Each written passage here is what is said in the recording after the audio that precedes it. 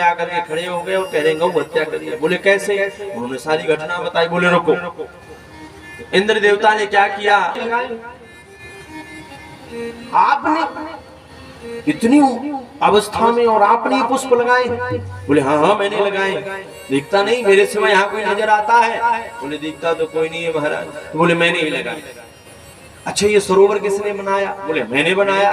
अच्छा ये वृक्ष किसने लगाए? बोले मैंने लगाए। अच्छा महाराज ये सेवा कौन करता है? बोले मैं करता हूँ। भगवान इतने में इंद्र देवता वास्तविक रूप में आ गए और धर्मराज के दूतों को कहा, बोले पकड़ो पकड़ो। बोले अच्छा कर किया तो इन्होंने किया और बुरा किया तो इंद्र देवता ने किया। अच्छा करता है व्यक्ति तो खुद करता है और बुरा करता है तो भगवान को सौंप देता है। बोले महाराज अब जो भी है जैसा भी है जो भी किया सो आपने करवाया, मैं तो। अच्छा व्यक्ति जब उल्टे सीधे काम करके आता है क्या कहता है? हुई है वही जो राम रच राखा को कही तर्क बड़ा होता वही जो राम जी चाहते हैं। हमारे कहने न करने और न कहने और न करने से कुछ नहीं। एक ऐसी कथा आती है, एक व्यक्ति जो है किसी को मार करके मर्डर करके पहुंचा और अंग्रेजों का जमाना था उस समय, हकीकत की घटना है। अंग्रेजों का जमाना था और व्यक्ति उसने मर्डर किया और उसने जो है अपराध करने के बाद कटघरे में जाकर के खड़ा हो गया। मुजरिम को खड़ा किया गया, जज साहब बैठे ऊपर। अब बहस चालू हुई। वकील साहब ने तरह तरह के जो है अपनी तरफ से वाद विवाद जो भी होता है सब किया। अंत में वो व्यक्ति कहता है वो जानता था कि जज साहब रामायण के ज्यादा प्रेमी है।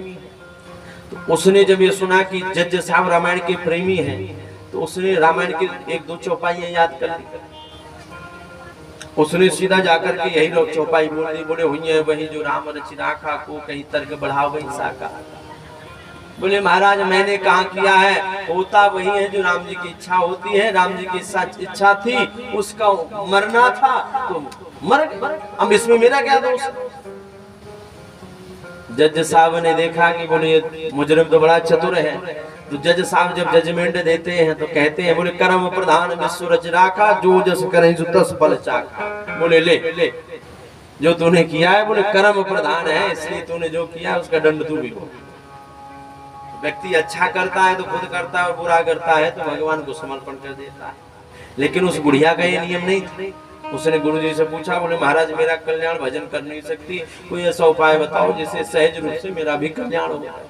गुरुजी ने कहा बेटा एक काम करना। बोले हाँ। बोले जो भी करना भगवान को समर्पण कर देना और सर्वतो भावे न, जब समर्पण तेरे हृदय में आ जाएगा तेरे ऊपर कृपा हो जाएगी। अब महाराज वो कचड़ा भी फेंके तो भगवान को समर्पण कर देना। एक दिन हाथ में सूप लेकर के कचड़ा फेंक रही थी, जैसे उसने कृष्णार्पण मस्तु किया सोई भगवान प्रकट हो गए। भगवान प्रकट हो गए। तो भगवान हमेशा प्रकट होते हैं। भगवान की कृपा कब होती है? बोले जब जीव के अंदर सर्वतो भावेन समर्पण हो जाता है तब भगवान कह देते हैं अब आप जाएं और निर्भय होकर के अपना कर्म करें, मैं आपकी जिम्मेदारी लेता हूं। फिर भगवान आपके जिम्मेदार हो जाओ। जब परमात्मा आपकी सुरक्षा में जीवन की रक्षा कर रहा है, जब आपकी जीवन की नैया भगवान के हाथों में सौंप दी है तो वो नाव कभी डूबती नहीं। जिसका खेवनहार मेरे गोविंद होते हैं, जिसको चलाने वाले मेरा परमात्मा होते हैं, वो नाव कभी डूब नहीं सकती। जिसका खेवनहार ईश्वर होगा। नाव तो महाराज वो डूबती है जिसको जो व्यक्ति खुद के भरोसे में नाव को चलाता है।